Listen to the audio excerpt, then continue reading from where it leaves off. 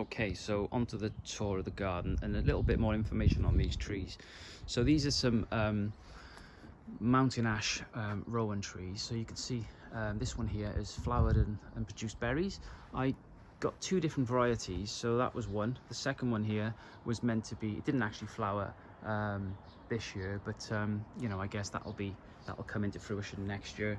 One thing I realized with this area of the garden is that there are huge crosswinds blowing across, and I only really realized that once these trees were up and we experienced all the bad wind and storms over the last couple of months. So I've had to stake these in, but it's been a bit of an advantage really. I've staked them in, and then I've got some French beans here growing. There are some damage to the leaves, so I have had some snails in there and slugs. I've managed to take care of some of them.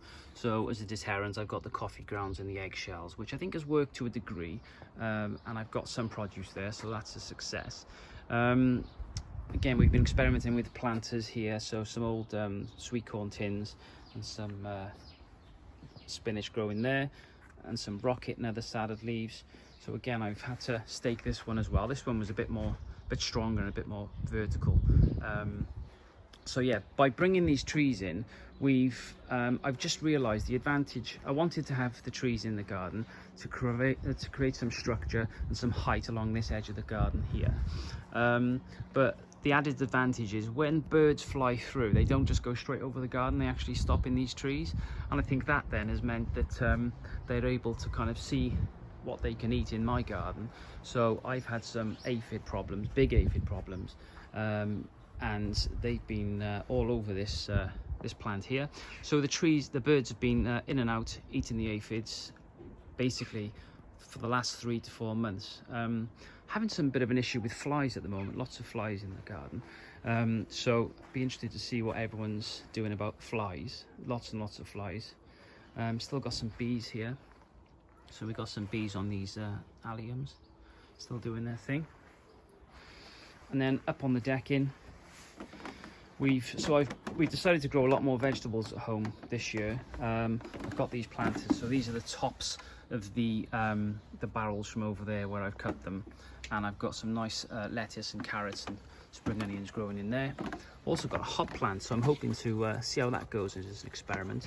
A hop plant there, and I might also grow a big trough of those up to this cordon area. So I've got a cordon here I've just put in with some more French beans growing along, some tomatoes, and then I've done a herb planter with the other section of the barrel. So that's working out okay. It's just getting bedded in at the moment. So there's some Mediterranean herbs in there, plus some coriander, some chives. Basil's looking a bit pale, but there's that. Got a planter here which has been a kind of a mixed success, but again, it's one of the projects this year. I've got some tomatoes growing in this planter here, which was an old boiler casing, which I was going to use as a pond, but it had tiny holes in, so that didn't work. Got some nice dahlia piccolos here and some calendula, and then I've also realized the wonders of deadheading, which have been fantastic this year. And just finally onto the pond. So this is my pond. I've had it here for a year, 14-15 months. It's kind of matured quite nicely really. I tend to change the planting around it, and there's a few things here that have been kind of in pots. Stevie here has been here in a pot for a year or two, well, probably a lot longer actually. So I need to renew this, and I think next year I'm going to go for a different kind of planting scheme. Here's the pond. So I've got a couple of frogs in the garden. That was part of the thinking behind putting the pond in.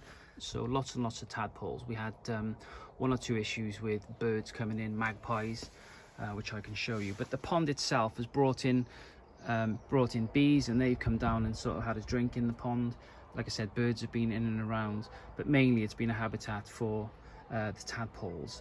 So they're developing quite nicely. We've been feeding them and experimenting with different things. So we've been feeding them cucumber and some watermelon, and also some fish food. So we're hoping that these are going to be little froglets shortly. Have a little dip in here in a minute and see if I can get anything out. But at the moment they're slightly larger, so they're right down at the bottom of the pond.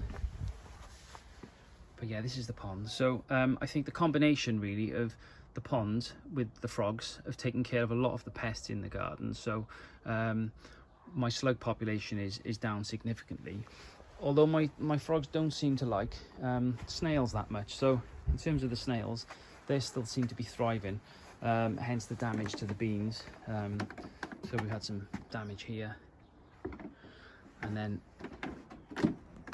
they've sort of avoided the height of the planter, but down here they have taken advantage of other salads. Same with the here, and then again just final circuit. You can see some damage there to the leaves.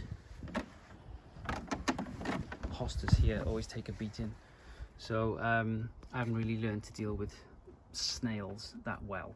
I do tend to do sort of a nightly patrol and get them relocated, shall we say. But yeah, that's the garden, guys. Got myself a little tree fern as well, which I'm very excited about getting planted up at somewhere. So yeah, hope that's been of interest.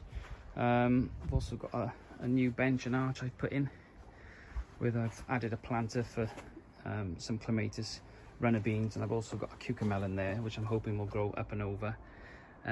Well, partly this year, and then see what we can grow next year.